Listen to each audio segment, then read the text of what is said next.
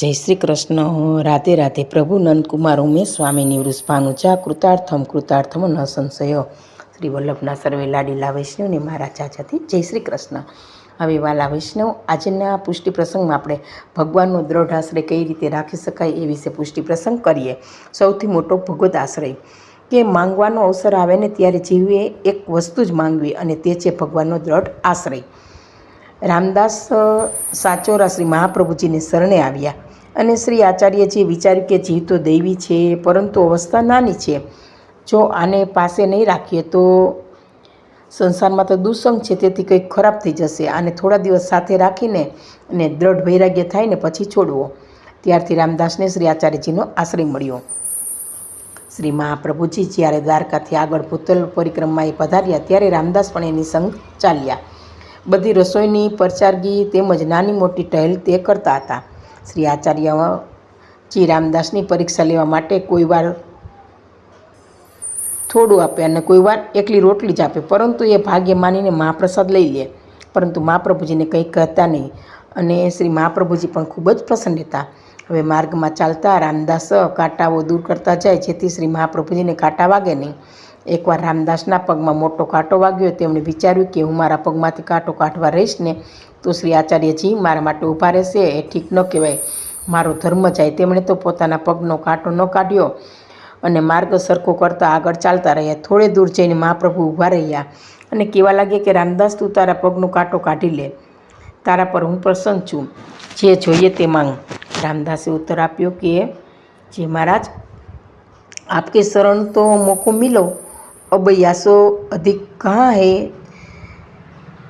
ताते यह मौको कृपा करके दीजिए जो आपको आश्रय दृढ़ रहे और કોઈ ન આપનું શરણ મને મળ્યું, તેથી હવે અધિક મારે આપણે જોઈએ જ નહીં, મને આપનો દ્રઢ આશ્રય રહે તેવું જ માગું છું, એવું રામદાસે કહ્યું.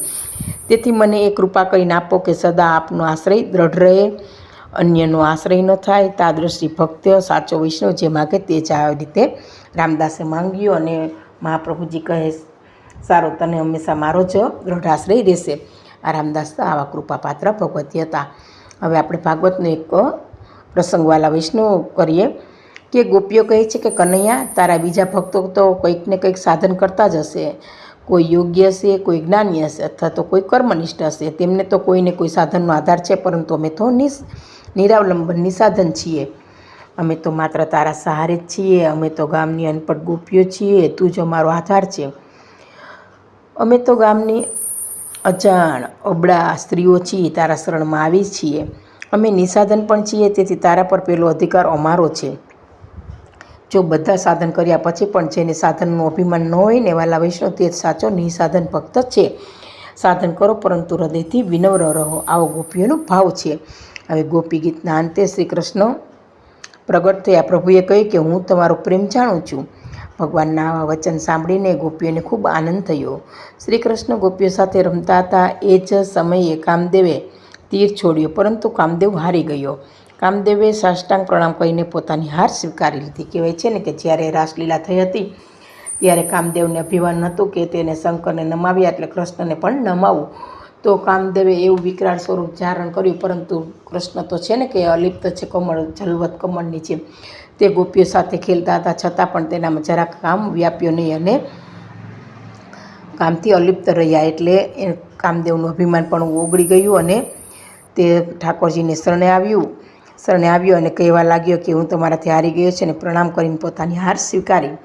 શ્રી કૃષ્ણ ગોપીઓને કહે છે કે હું તમારો જન્મોનું ઋણી છું, તમારા પ્રેમનો બદલો હું આપી શકતો નથી. તમે મારા માટે ગૃહસ્થ જીવનની બેડીઓ તોડી દીધી છે, જેને યોગ્ય પણ તોડી શકતા નથી. તમારા સાથેનું આ મિલન નિર્મળ અને સંપૂર્ણપણે નિર્દોષ છે. રામ અવતારમાં ભગવાન હનુમાનજીના ઋણી છે અને કૃષ્ણ અવતારમાં ગોપીઓના ઋણી છે. શ્રી રામચંદ્રજીએ હનુમાનજીને કહ્યું હતું કે તારા એક એક ઉપકારના બદલે હું પ્રાણ આપી દઉં, પરંતુ તારા ઉપકારો અસંખ્ય છે અને મારા પ્રાણ તો એક જ છે. હું તારા ઉપકારનો બદલો આપી શકતો નથી. તો અહીં શ્રી કૃષ્ણ પણ ગોપીઓના ઋણી છે, તેથી તેઓ વૃંદાવન છોડીને જઈ શકતા નથી. દ્વારકા લીલામાં મર્યાદા છે, જ્યારે ગોકુળ લીલામાં તો પ્રેમ છે. રાસલીલામાં પ્રભુએ ગોપીઓને પરમાનંદનું દાન આપ્યું છે. ગોપીઓ કૃતાર્થ થઈ ગઈ છે. શ્રી કૃષ્ણ જ્યારે સુધી ગોકુળમાં રહ્યા ને ત્યાં સુધી તેમણે સેલા એટલે કે સીવડાવેલા કપડાં પહેર્યા જ નહોતા, કારણ કે બીજા ગરીબ બોપગાળોને સીવડાવેલ કપડાં મળતા નહોતા, તો તેઓ પોતે કઈ રીતે પહેરી શકે, આવો સખાભાવ પણ એનો હતો. શ્રી કૃષ્ણનો મિત્ર પ્રેમ તો અલૌકિક હતો. તેમના મિત્રો કાળા કંબલ ઓઢતા હતા, તેથી તેઓ પણ કાળો કંબલ ઓઢતા અને સાથે રાખતા હતા. એ કારણે કનૈયાને ઘણા લોકો કાળી કમલીવાળા પણ કહે છે. આપણે ગીતમાં કાલી કમલીવાલા મેરા યાર હો ગયા, એ ગીત આપણે ગાઈએ જ છીએ. શ્રી કૃષ્ણે ગોકુળમાં ઘણા રાક્ષસોને માર્યા, પરંતુ શસ્ત્રથી નહીં. ગોકુળમાં તેમણે કોઈ શસ્ત્ર ધારણ કર્યું જ નહોતું, ફક્ત બંસી જ ધારણ કરી હતી અને તે વગાડી હતી. એ બંસી એટલી મધુર હતી કે જે કોઈ તેને સાંભળે તે હંમેશા માટે તેનો દાસ બની જાય. એટલે કહેવાય છે ઠાકોરજી તો કરતો માન્યતા કરતું સર્વ સામર્થ્યયુક્ત છે. એટલે એને બંસીમાં જેવા સૂર છેડ્યા હતા ને જે સાંભળે તેનો દાસ બની જાય ટૂંકમાં. ને કૃષ્ણ પ્રત્યે પ્રીતિ પ્રેમ લગાવ આવી જાય. તો આવા ગોકુળના શ્રી કૃષ્ણ પરમ પ્રેમના સ્વરૂપ છે. આ રીતે ગોકુળ લીલા અને વૃંદાવન લીલા શુદ્ધ પ્રેમની લીલા છે. તેમાં કદી કોઈએ વાલા વૈષ્ણવ શંકા કરવી નહીં. પ્રભુનું તો લીલા પરંપાર છે, એની લીલાનો કોઈ પાર પામી શકે નથી. તો મારો પ્રસંગ અહીંયા પૂરો થાય છે અને આ બંને પ્રસંગ શ્રી ઠાકોરજીના ચરણોમાં અર્પણ કરું છું. અને આ પ્રસંગ કહેવામાં મારી ક્યાંય ભૂલ રહી ગઈ તો પુષ્ટિ દસની દાસને ક્ષમા કરશો જી. સર્વે વાલા વૈષ્ણવને મારા જય શ્રી કૃષ્ણ, જય શ્રી કૃષ્ણ.